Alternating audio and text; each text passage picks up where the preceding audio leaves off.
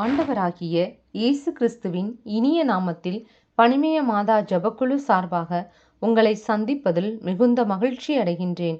நாம் இன்று தியானிக்க எடுத்திருக்கும் திருவசனம் திருப்பாடல்கள் அதிகாரம் 100 இறைவசனம் 4. நன்றியோடு அவர்தம் திருவாயில்களில் நுழையுங்கள், புகழ் பாடலோடு அவர்தம் முற்றத்திற்கு வாருங்கள், அவருக்கு நன்றி செலுத்தி அவர் பெயரை போற்றுங்கள். நாம் தியானிப்போமா? கிறிஸ்து இயேசுவின் அன்பிற்குரிய சகோதர சகோதரிகளே, கிறிஸ்து இயேசுவின் அன்பும் சமாதானமும் உங்களோடு என்றும் இருப்பதாக. கிறிஸ்து இயேசுவுக்குள் பிரியமானவர்களே, இயேசு கிறிஸ்து நாம் தாயின் கருவில் உருவாகின நாள் முதற்கொண்டு இந்நாள் வரையிலும் நம்மை பாதுகாத்து வழிநடத்திய தேவனுக்கு நாம் நன்றி செலுத்த கடமைப்பட்டவர்களாயிருக்கிறோம். ஆம், விண்ணையும் மண்ணையும் அதிலுள்ள யாவற்றையும் உருவாக்கின தேவன் நம் மீட்புக்காய் மனிதராய் பிறந்து அடிமை கோலம் ஏற்று நமக்கு மீட்பை பெற்று தந்த தேவன். அப்படிப்பட்ட தேவன் நம்மிடம் எதிர்பார்ப்பது பலிகளையோ பணத்தையோ அல்ல, நம் நொறுங்கிய நெஞ்சத்தையும் நம் உறவையும் தான்.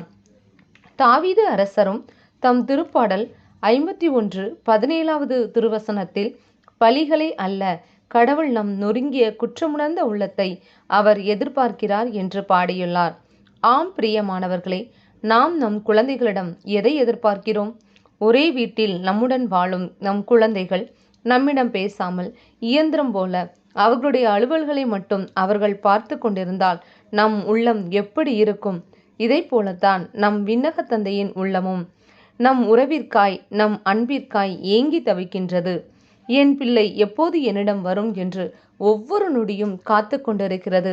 எனவேதான் கொலோசையர் 3:16 கிறிஸ்துவை பற்றிய நற்செய்தி உங்களுக்குள் நிறைவாக குடிகொள்வதாக, முழு ஞானத்தோடு ஒருவருக்கு ஒருவர் கற்பித்து அறிவுரை கூறுங்கள், திருப்பாடல்களையும் புகழ்பாக்களையும் ஆவிக்குரிய பாடல்களையும் நன்றியோடு உளமாற பாடி கடவுளை போற்றுங்கள் என்று திருவிவிலியம் கூறுகிறது. இதன் மூலம் கடவுளை புகழ்ந்தேத்துவோம், ஓசன்னா பாடிடுவோம். நாம் ஜெபிப்போமா?